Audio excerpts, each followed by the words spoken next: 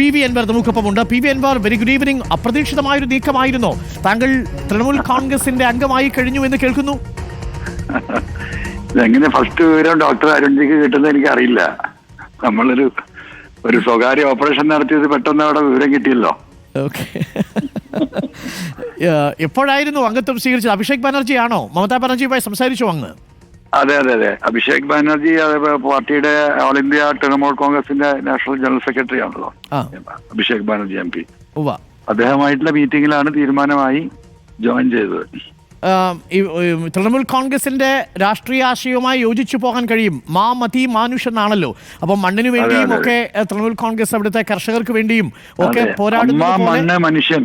അതെ, അമ്മ മണ്ണ് മനുഷ്യനാണ്. അതെ, മതി മാനുഷ് അല്ലേ?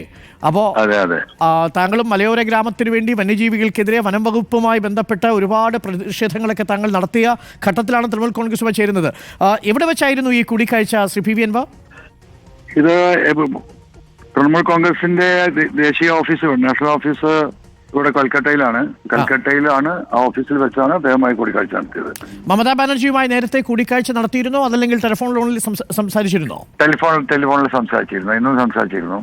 അപ്പോൾ ഇപ്പോൾ DMK അതിൽ ലയിക്കുകയാണോ? DMK ഒരു മൂവ്മെന്റ് ആണ്, അതുകൊണ്ട് രാഷ്ട്രീയമായി ലയിക്കേണ്ടതില്ല. എങ്കിൽ പോലും അംഗത്വം എടുത്തുമെന്നാണോ മനസ്സിലാക്കേണ്ടത്? അങ്ങയോടൊപ്പമുള്ള എല്ലാ പ്രവർത്തകരും ഇനി തൃണമൂൽ കോൺഗ്രസിലേക്ക് പോകുമെന്നാണോ? തീർച്ചയായിട്ടും. അതുകൊണ്ട് ഞാൻ അംഗത്വം എടുത്തിരിക്കുന്നതല്ല. They have appointed me as a state coordinator.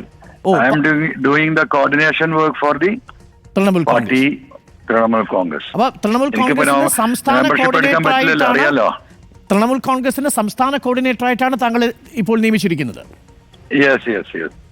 എൻ്റെ ഒരു സംശയം, നിയമപരമായ സംശയമാണ്. താങ്കൾ ഇടതുപക്ഷ സ്വതന്ത്രനായിട്ടാണ് മത്സരിച്ച് വിജയിച്ചത്. തൃണമൂൽ കോൺഗ്രസിലേക്ക് മാറുമ്പോൾ, സംസ്ഥാന കോർഡിനേറ്റർ ആകുമ്പോൾ അത് നിയമസഭയിലെ അംഗത്വത്തെ അത് ബാധിക്കില്ലേ? അല്ല, coordination I am not taking the membership of the party now. They are appointing me as a coordinator. അതായത് അംഗത്വം എടുക്കാത്ത കോർഡിനേറ്റർ ആണ്. അതെ. I will coordinate the party in the state of Kerala. അങ്ങനെയാണ്. അതൊരു സ്വതന്ത്ര MLA-ക്ക് ചെയ്യാൻ കഴിയും, പാർട്ടി ലയിക്കുന്നില്ല. ചെയ്യാൻ കഴിയും. അപ്പം താങ്കൾക്ക് ഒരു ചുമതല നൽകുകയാണ് തൃണമൂൽ കോൺഗ്രസ് ചെയ്യുക. അംഗത്വം എടുക്കുന്ന കാര്യം ഇപ്പൊ തീരുമാനിച്ചിട്ടില്ല, അത് വരുന്ന ദിവസങ്ങളിൽ തീരുമാനിക്കും. അതെ, അത് ലീഗൽ ഒപ്പീനിയൻ ഒക്കെ എടുത്തതിന് ശേഷം ചെയ്യുള്ളൂ.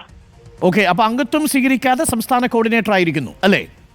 തീർച്ചയായിട്ടും. ഇനി എൻ്റെ ഒരു സംശയം, താങ്കൾക്ക് രാഷ്ട്രീയ ഉപദേശം കിട്ടിയിട്ടുണ്ടാകുമല്ലോ. UDF-ലേക്ക് ഒപ്പം നിന്ന് താങ്കൾ പ്രവർത്തിക്കാൻ തീരുമാനിച്ചൊരു സാഹചര്യമുണ്ട്. താങ്കൾ ജീവൻ കൊടുത്തും അതിനുവേണ്ടി നിൽക്കും എന്നാണ് താങ്കൾ പറഞ്ഞിരുന്നത്.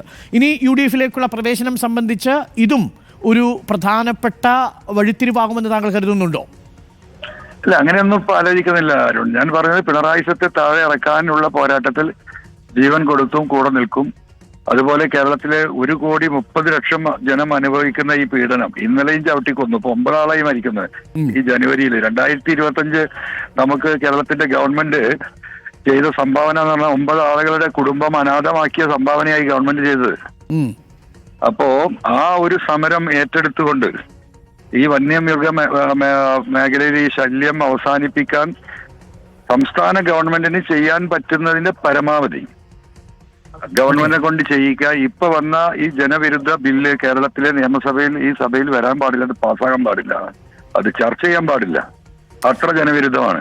ഇപ്പോ അതിനുള്ള പോരാട്ടത്തിന്റെ മുന്നിൽ ഞാൻ ഉണ്ടാകും. ഈ വിഷയങ്ങളൊക്കെ മമതാ ബാനർജിക്കും അഭിഷേക് ബാനർജിയെയും താങ്കൾ ധരിപ്പിച്ചിരുന്നോ ഇവിടെ നടത്തിയ പോരാട്ടം? അവിടെ സംസാരിച്ചിട്ടുണ്ട്. രാജ്യത്തിന്റെ പാർലമെന്റിൽ അറൌണ്ട് 39 MPs ഉണ്ട് അവർക്ക്, രാജ്യസഭയും ലോക്സഭയും കൂടിയിട്ട്.